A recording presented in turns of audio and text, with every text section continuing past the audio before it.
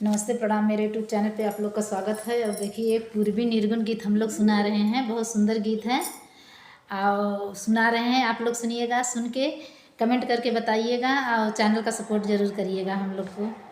Channel है सावित्री देहाती। मेरा चैनल एक है, एक सावित्री अवधि संगीत और एक शिवा अवधि गीत है। तो आप लोग जरूर जुड़िएगा इस चैनल से, दोनों से तीनों चैनल से जुड़िएगा। आप लोग अपना ढेर सारा प्यार सपोर्ट इस बार जरूर दीजिएगा।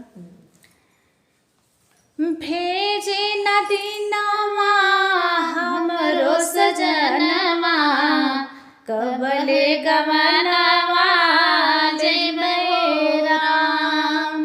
भेजना नदीनावा हमरो सजनवा, कबले गवनवा ले जय राम। तन मन डाह केला हमरो परनवा, तन मन डाह केला हमरो परनवा, पपिहा परनवा भइले राम। तन मन डाह केला हमरो परनवा, पपिहा परनवा भइले हो राम।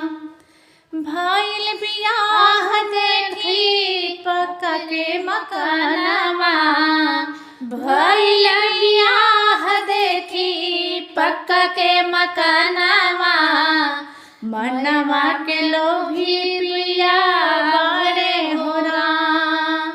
भइल बियाह देखी पक्का के मकानवा, धनवा के लोभी पिया बड़े राम।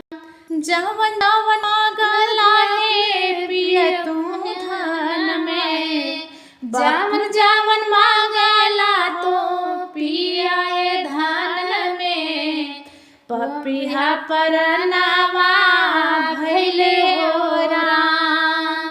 जवन जवन मांगला पिया हो धन में, पपिहा परनवा भइले हो राम।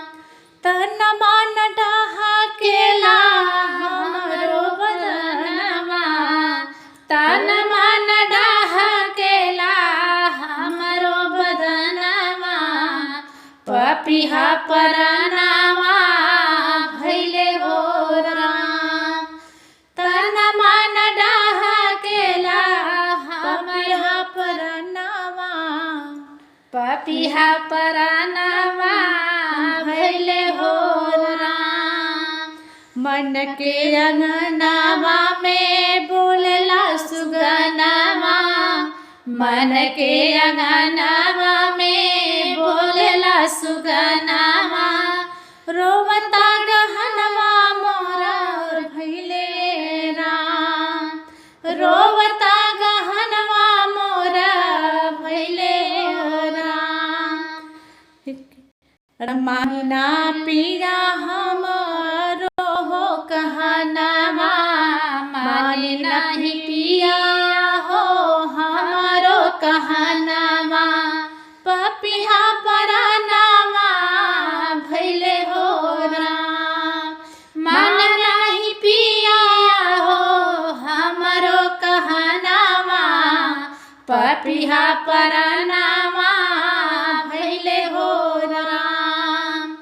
कि तन मन डाह केला हमरो बदनवा, तन मन डाह केला हमरो बदनवा, पपिहा परनवा भइले हो राम। पपिहा परनवा भइले हो राम। कैसा लगा हम लोग पूर्वी छपरहिया गीत? आप लोग सुनिए, कमेंट जरूर करिएगा।